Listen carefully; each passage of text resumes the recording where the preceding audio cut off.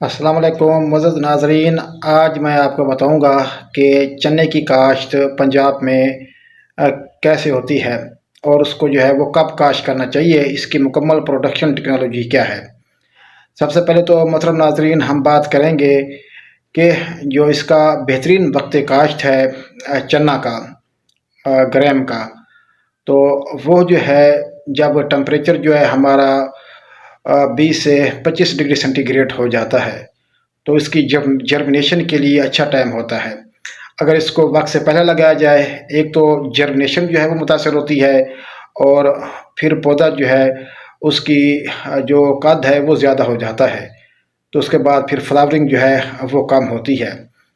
तो इसका बेहतरीन टाइम जो है वो 20 अक्टूबर से जो है वो शुरू हो जाता है पंजाब में, और 15 नवंबर तक इसकी जो बुआई है वो मुकम्मल कर लेनी चाहिए। क्योंकि मौसमी हालात की वजह से जो हालिया गर्मी बढ़ी है, तो इसमें जो इसकी काश्त है वो दर्जा हरारत को मद्देनज़र रख कर जो है वो करें। तो इसके लिए जो आइडियल टेम्परेचर होता है वो 18 से 25 डिग्री सेंटीग्रेड होता है, और अगर टेम्परेचर जो है वो 10 डिग्री सेंटीग्रेड से नीचे आ जाए तो फिर इसकी नशोनुमा जो है वो रुक जाती है। और इसी तरह से अगर बहुत ज़्यादा बारिश हो जाए बारहवीं पर जब फूल निकल रहे हों, तो फिर चने का कद जो है वो बहुत ज़्यादा बढ़ जाता है, और जिससे फूल जो हैं वो ड्रॉप हो जाते हैं और फलियां जो है वो कम लगती हैं।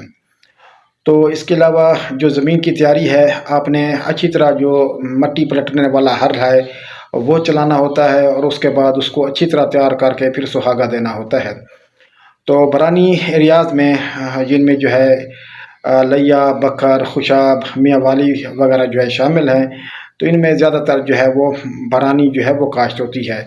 फसल का दारोमदार जो है वो बारिशों पर ही मुनहसर होता है।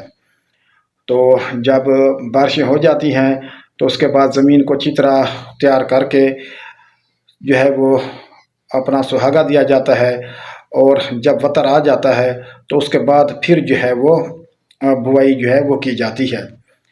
अगर बारिशें ना आए तो फिर जो है वो डायरेक्ट बुआई भी की जा सकती है।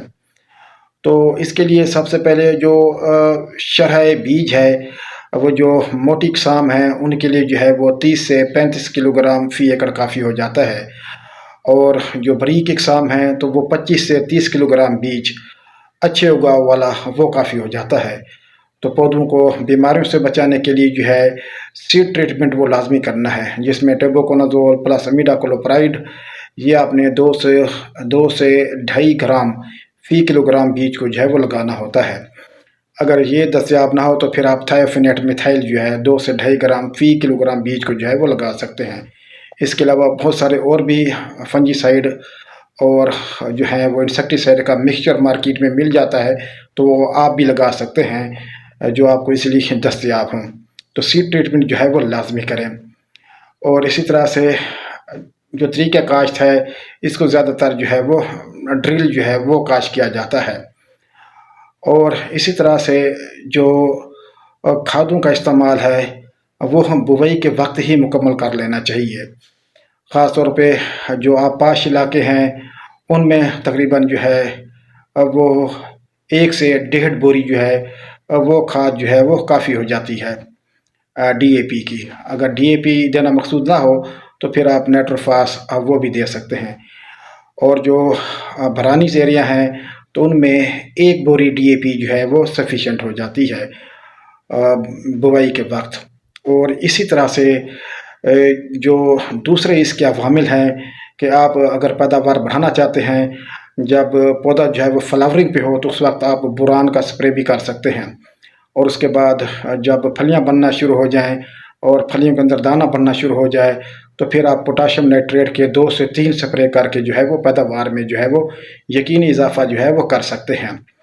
अगर हम आपाशी की बात करें तो जो बरानी फसलें होती हैं उनका दारमदार जो है वो सारा बारिशों के ऊपर होता है। बारिश हो गई तो फसल अच्छी हो जाती है, अगर बारिशें ना हो जाएँ तो फसल जो है वो कमज़ोर होती है, पैदावार भी कम होती है।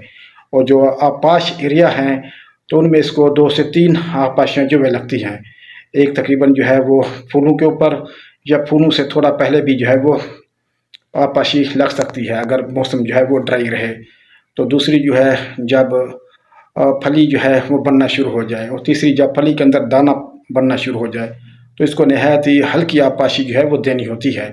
अगर भरपूर आपाशी की जाए आपाश इलाकों में, तो फिर जो है फसल जो है वो मुरझाव का शिकार हो जाती है और फसल जो है वो पीली हो जाती है। और इसी तरह से अब हम बात करेंगे जड़ी बूटियों की तलफ़ी की।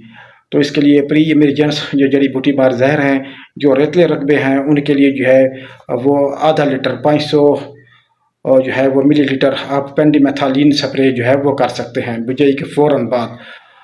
और इसी तरह से बाज़ औक़ात जो हमारे आपाश एरिया हैं, तो उनमें जो है जो अच्छे वट की ज़मीनें हैं, तो उनमें 1 लीटर तक आप पेंडिमेथालिन जो है यूज़ कर सकते हैं।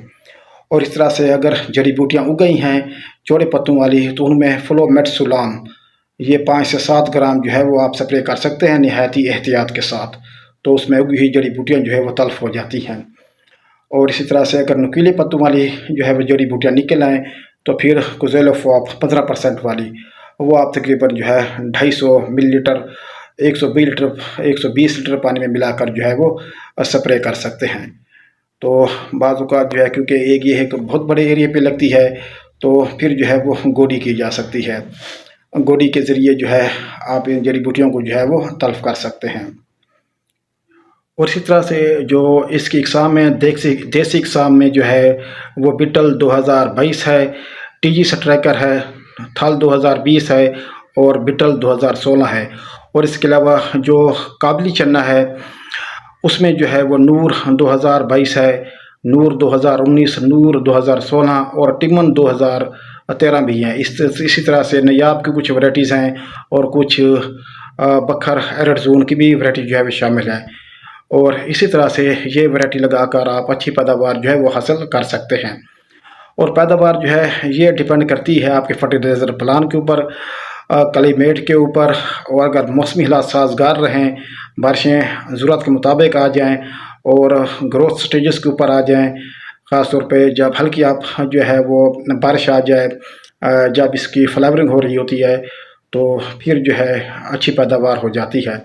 तकरीबन जो है आप कह लेंगे 4 बोरियों से लेकर 8 बोरियाँ जो हैं इसकी निकल आती हैं फ़ी एकड़।